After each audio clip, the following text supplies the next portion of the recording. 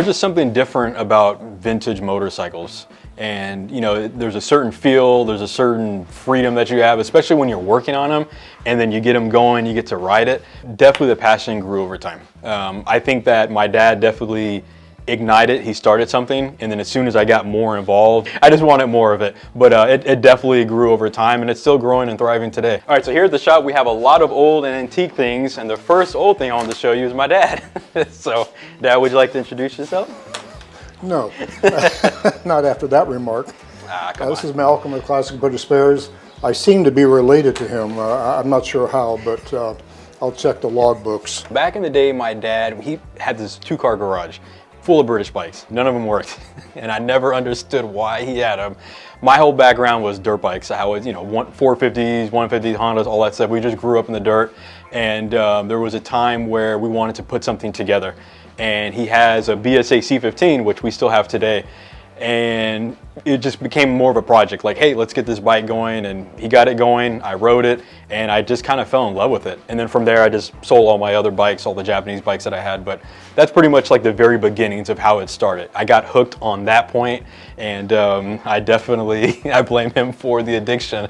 He does a lot here at the shop. He's contributed in many different ways as far as the company and growing it, things of that sort. So here he is working on a 1969 Triumph T150. So he's doing some tuning and various other things to it. So I do a lot of track days, well, I try to at least, and I have a couple different bikes that I use at the track. This one right here is a 1967 Triumph T90. A lot of people think it's a 500, but it's actually a 350. So I've spent a lot of time developing it, building it, tuning it. A lot of the machine work stuff that I do here at the shop actually goes into this and the whole development around it. So it's a pretty cool piece. If you guys are familiar with Gary Nixon, the factory Triumphs that were made in '67 for Daytona, this is pretty much a replica of it, just kind of my own unique taste and style, but it's a pretty cool bike. This is a stock 1968 Triumph 650. That one is pretty much all original. I've had that one since 2016, and I got my motorcycle license on it, so I rebuilt the entire bike, but I just try to retain the patina and make sure that it looks original. So it's a very cool piece. I'm very happy to have it part of my collection. So this is a quick wave boring bar, probably early 70s. Triumph 650s, if I ever were to do Harleys, this is the candidate to be able to bore it. So, and then if you look right down at the bottom, we got a cool little bottle jack there by Jet that was sent to us. So very cool. Keeps everything nice and steady and rigid. Once you bore a cylinder, you got to be able to hone it. This is a Sun and honing machine, also known as a rigid honing machine. So it's more of an accurate way to keep your holes basically round. Probably 60s era, got a whole bunch of different tooling with it. So tools are, I would definitely say lathe, mill, basically any tool in here is, you gotta have something that you can rely on. When it comes down to something as important as, let's say boring a cylinder or modifying something or putting valve seats in, like, these are all important, critical things, and you have to be able to have the machines and tooling to be able to back that up. On a day-to-day basis, if I'm making something for a customer, if I'm building something for my bike, whatever it may be, I probably use the lathe more just because it's more versatile. I don't want to say it's, well, I guess it could be easier to use, but you can do a lot more stuff on a lathe. I know some guys are probably going to be upset that I say that, but I would definitely say the lathe. Like the last job I did, I made an axle for a customer and it had to be done on the lathe and then secondary machine on the mill. So moving over here, this one is not my newest acquisition, but one of the newer ones. This is the GHB 1236 jet lathe. This machine, even though it's small, but you can do a lot of things. It's small but mighty. Basically anything that a large machine can do, you can pretty much do it here. It's a very convenient size for our workshop. It's got a 12-inch swing, 36 inches between the centers. I've done a lot of different machining for motorcycle parts, prototyping, threading. Like I said, anything on a big machine, you can do it on this one. And it's got a cool digital readout, which is like really, really handy. This is actually the very first machine that I've owned that's had a digital readout. I've had many different machines and I've never had a digital readout. And after having it, every machine has to have one. So it's a cool feature. So we do a lot of work and a lot of content on this machine too. So yeah, it's one of my favorites.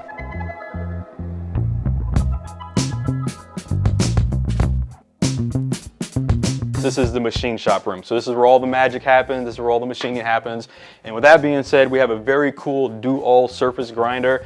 So the surface grinder we typically use for tappets, cam followers. So Norton cam followers, Triumph cam followers, anything that has to be flat, parallel. If you're looking for a better quality finish rather than milling, the surface grinder is definitely the way. So I think this is probably late 60s, early 70s. This is Big Bertha. Most people that come into the shop, they say this is the drill press on steroids. So this is the jet mill.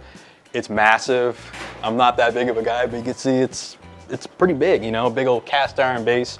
But this one right here has taken my machining to different levels because I can do so much more on a mill, obviously, that you can't do on a lathe.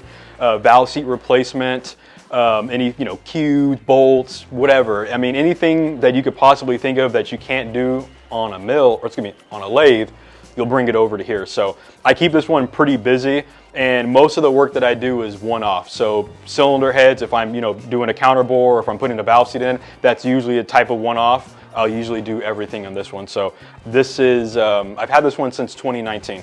And yeah, this is, I know I'm saying it a lot of this stuff with my babies, but yeah, I like all my stuff. I'm just very proud of what I have.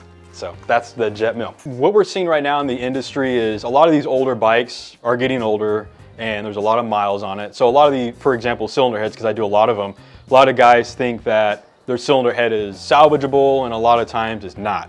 So, you know, when we deal with things like that, we really have to look at everything as a whole. Is it affordable for the customer, or is it just cheaper to find something else? But for the most part, at least, typically what we find on a cylinder head or even a barrel or even anything else on the bike, we can try to do our best to be able to salvage it.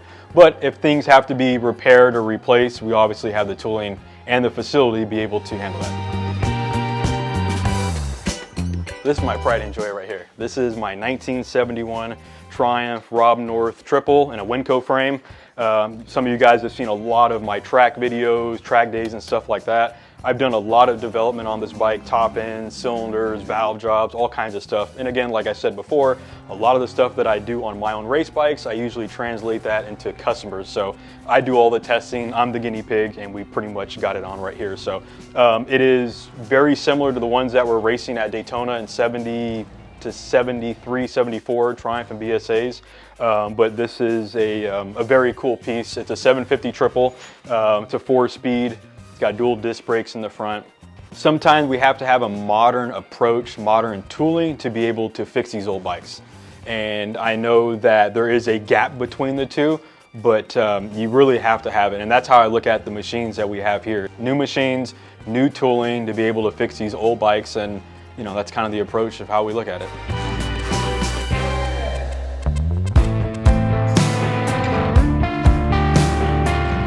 Now moving right along over here, this is the all-new Jet GH1440.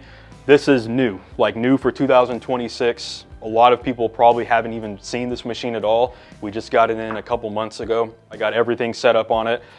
So this one is going to be the workhorse. Everything that I'm going to be typically doing is mostly going to be on this one, some on the other one, but the main focus will be on this one. So yeah, I've done some testing on it. Everything looks really good. It's very accurate. We got a 5C collet closer for it. We got some other chucks that we got that went with the machine. But yeah, no, everything that I see and so far what I've been using, it's been great. And of course, like I said, can't have a machine without a digital readout. So we got a brand new digital readout on the machine. And then we have I don't know if anyone's actually doing this, but I put a vibration meter on here because I'm just curious to know how many hours I put on these machines day in and day out. So that's it, the Jet 1440. I love it, it's pretty cool. My dad always told me you get what you pay for. And even though you might not be able to afford it at the beginning, if it's something that you really need, that you know will last a long time, you know, he always says invest in it. And I look at the same thing with all the tooling that I have here in my shop, whether it's a Jet machine or whether it's something else. Invest in it. I have no doubt in my mind, wherever I end up going, the machines will follow me and they'll still be here and they'll still fix these old bikes, you know, they'll keep them on the road, which is really important. All right, so let's go upstairs and I'll show you guys all the parts and what we really do. All right, so in this area, we have all of our parts. We sell parts from the 50s all the way up to the early 80s. Everything, as you can see here, is organized through part numbers, which is really important to us because we obviously have to find the right part and the customer has to get the right part too. So everything that we have from one side to the other is going to be catering to the 3 marks of British motorcycles. We have all kinds of different parts, sprockets, head gaskets, bearings. If you have a vintage British motorcycle, we probably have the part that will work for your application. What excites me about these motorcycles after all these years, and especially being in it for so long since I was a little kid, is the excitement, and I just like fixing problems. And I think most people that are involved in these old bikes kind of share the same thing, whether it's motorcycles or cars. It's you'll have a challenge that's in front of you and you just want to figure it out. There's been so many times where I'm working on a bike, things don't work out, you say you're never going to do it again, you walk away from it, and when you're in bed that night, you're thinking about it and you go right back out. So that's what keeps me driving in that direction. It's a love, you know, it's that's just the way it is. It's hard for me to explain, but here we are. Proud of what my dad and I have accomplished here at the shop. The biggest thing that brings joy to me is knowing a lot of the bikes that we've worked on, fixing people's problems, have really brought people on the road. They get to enjoy these bikes. It's not just us. You know, we want everyone to be able to enjoy a classic motorcycle, something that they bought or invested in. My little part, you know, could bring joy to somebody. It could help someone out that is having issues, and I think for myself, I think that makes me very content knowing that I've done a little part in this industry and helping other people enjoy these bikes as much as me.